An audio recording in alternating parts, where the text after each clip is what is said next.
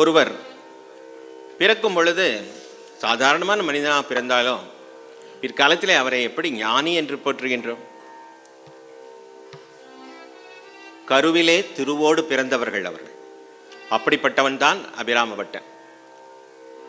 சாக்த சம்பிரதாயத்திலே சக்தி வழிபாட்டில் ஸ்ரீவித்யா என்கின்ற மூல மந்திரத்தை அறிந்தவன்.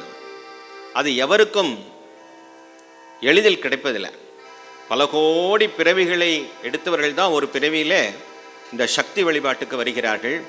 அந்த சக்தி வழிபாட்டில் கலந்து கொள்வதோடு மட்டுமில்லாமல் ஒரு மூல மந்திர உபதேசத்தையும் பெறுகிறார்கள். அதற்கு பல கோடி புண்ணியம் வேணுமா. அதனால தான் இரண்டாவது பாடல் குடும்ப கவலைகளிலிருந்து விடுபடன்னு போட்டிருக்கோம். நமக்கு எல்லாத்துக்கும் பலவிதமான கவலைகள் இருக்கும்.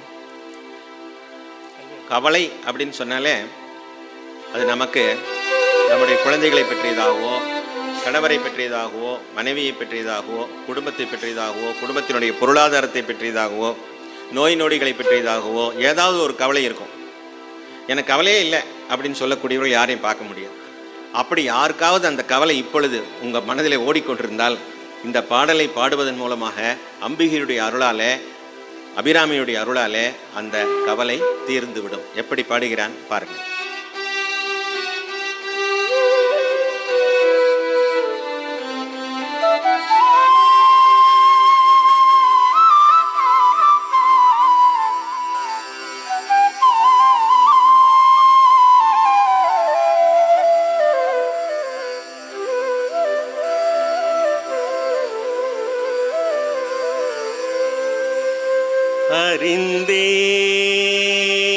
அறிந்தேன் எவரும் அறியாமறையை,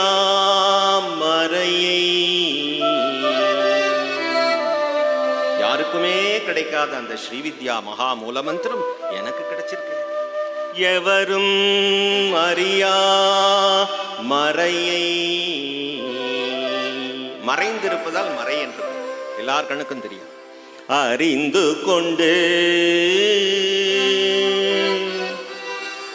செறிந்தேன், அப்படி கிடைச்சிருச்சு, எல்லாம் கிடைச்சிருச்சு, தெரிஞ்சிருச்சு, ஞானமெல்லாம் வந்துருச்சு. பிறகு என்ன பண்ணேன்? உன்னுடைய திருவடிகளிலே வந்து சரணடைந்தேன் அம்மா.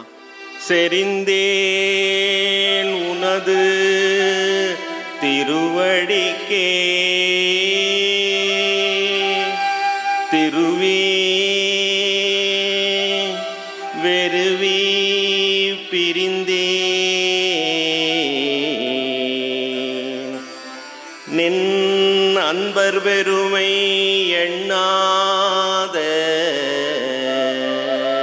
கரும நெஞ்சா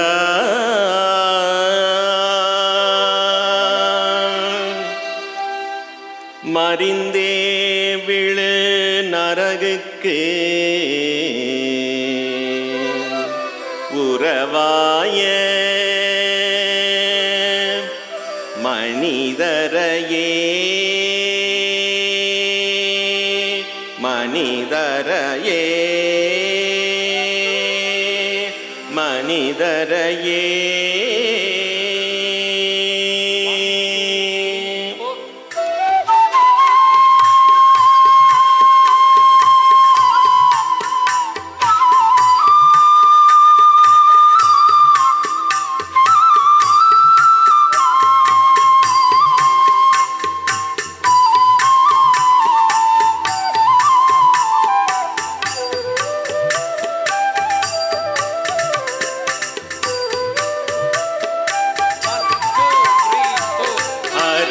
அறிந்தேனெவரும் அறியாமறை அறிந்து கொண்டு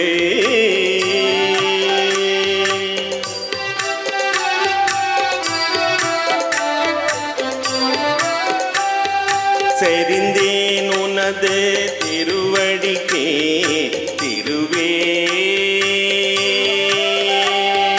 வெறுவி பிரிந்தேன் என் நண்பர் பெருமை எண்ணாத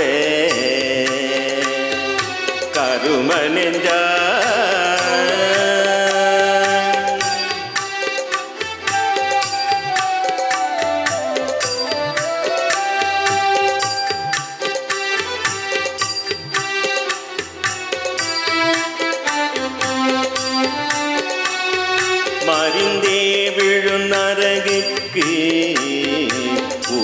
சமுதாய மனிதரையே மனிதரையே மனிதரையே